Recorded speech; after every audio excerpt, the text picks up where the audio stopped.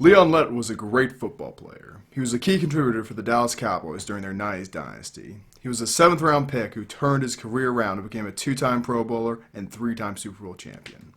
No one knows this about Leon Lett. Leon's career was defined by 2 plays. We are going to look at both of them today.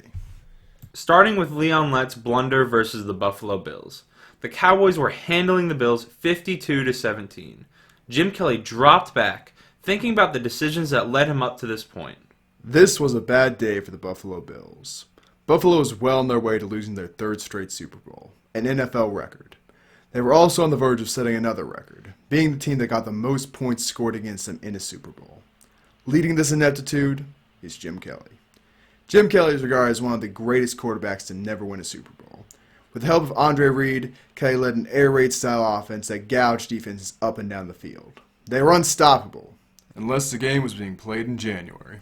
Jim Kelly was sacked by number 77, Jim Jeffcoat, and every D lineman's dream was right in front of Leon Lett.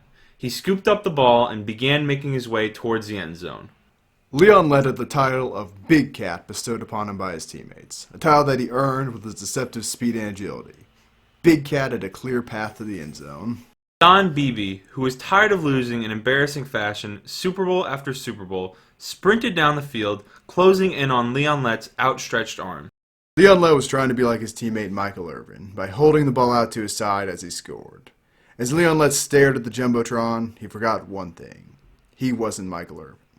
Unlike Michael Irvin, Leon Lett was not one of the fastest men on the planet. Don Beebe, however, was.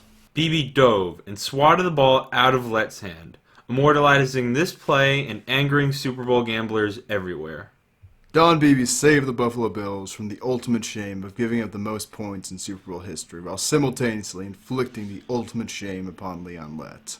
Don would go on to lose another Super Bowl with the Bills before departing for Green Bay, where he would finally break through and win the big game in 1997, before promptly losing another Super Bowl and retiring.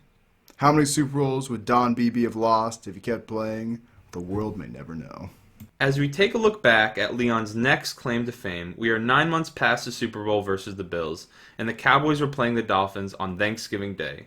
All the Dolphins needed was a field goal to win, as the Cowboys led with a score of 14-13. Thanksgiving is the biggest stage a team can play on during the regular season. Every year, millions gather around their TVs to see what the NFL has to offer. Whether it be amazing performances or staggering ineptitude, the Shield rarely disappoints. Pete Stoyanovich kicked the ball and it was blocked by Jimmy Jones, almost ensuring the Cowboys' victory. What a finish. America's team had triumphed in the snow for the whole country to see. This is truly one of the moments that makes football great. But wait. Who's that running towards the ball? No, it can't be. It isn't. It's Leon Lett! Leon Lett had different plans than the rest of the Cowboys. While the rest were celebrating, he was busy trying to make a football play. Maybe last year's Super Bowl scoop and score debacle was still haunting him. The Dolphins recovered Leon Lett's now fumble and went on to kick the game-winning field goal. The Cowboys would go on to win their next 7 games and repeat as Super Bowl champions. As for the hero of our story, Leon Lett would go on to play for another 8 years before retiring and taking a job as the Cowboys' defensive line coach.